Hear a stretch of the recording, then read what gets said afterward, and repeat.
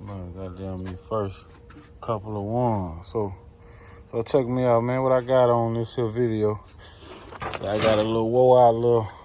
That's how you know your motor mount tore up. A lot of y'all. Excuse the dirty hands, man. I'm gonna wash some shit. See that right there? That's a bad motor mount, man. It's a bad motor mount. This is a good motor mount. See how you can't move none whatsoever. Don't matter how much force you put on. That's a good motor mount. So I took a motor mount from over here, off of this one here, cause these here was brand new. What we're gonna do is keep one for a spare. We got other vehicles too. So we're gonna take it and clean this here up after we take it in and install the motor. Only because, you know, it's still gonna get clean one way or another. So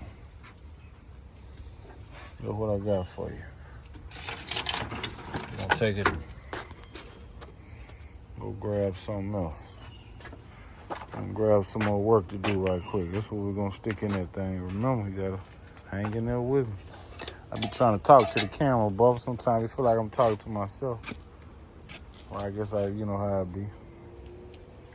Finna go get that truck, man.